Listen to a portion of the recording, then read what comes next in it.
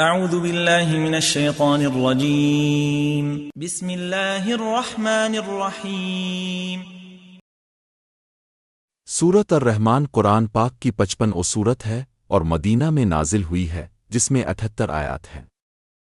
اس سورت کو قرآن کی زینت بھی کہا جاتا ہے، اور اس کی بنیادی خصوصیت تو تم اپنے رب کی کون کون سی نعمتوں کو جھٹلاؤ گے کی تکرار ہے، جو 31 مرتبہ دہرائی گئی ہے۔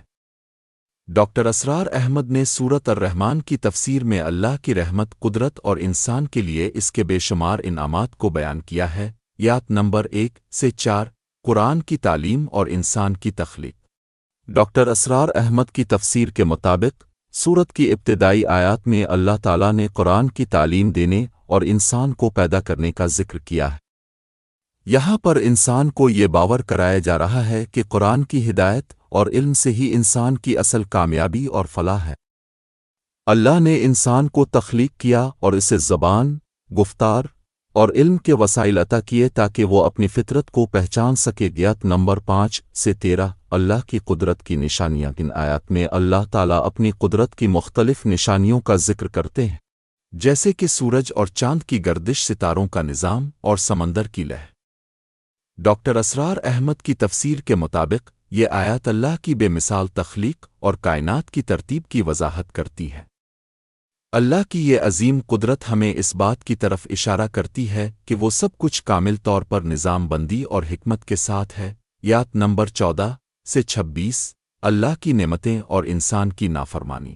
ڈاکٹر اسرار احمد کی تفسیر کے مطابق ان آیات میں اللہ تعالیٰ نے انسان کو دی گئی مختلف نعمتوں کا ذکر کیا ہے، جیسے کہ غذا، لباس اور دیگر سہولتیں۔ ان نعمتوں کی بدولت اللہ نے انسان سے شکر گزار ہونے کا مطالبہ کیا ہے، لیکن اکثر انسان ان نعمتوں کے باوجود اللہ کی نافرمانی کرتا ہے۔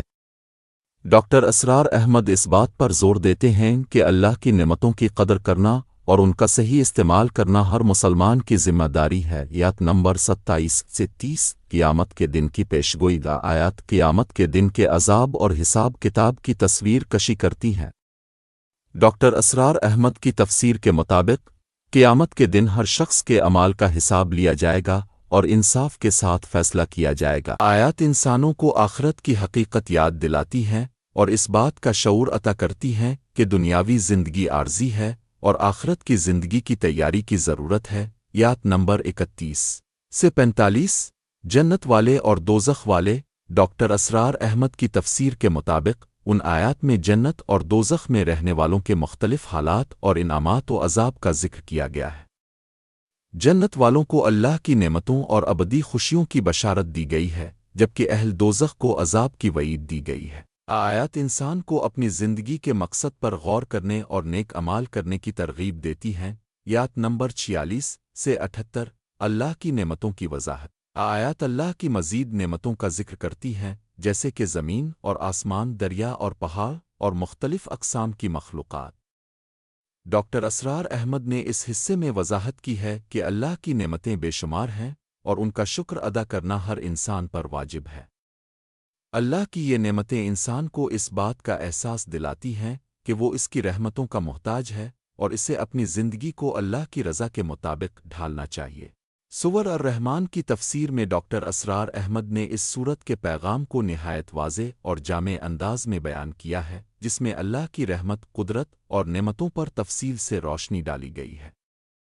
یہ سورت انسان کو اللہ کی عظمت اور اس کی نعمتوں کی قدر کرنے کی تلقین کرتی ہے اور آخرت کی حقیقت کا شعور عطا کرتی ہے۔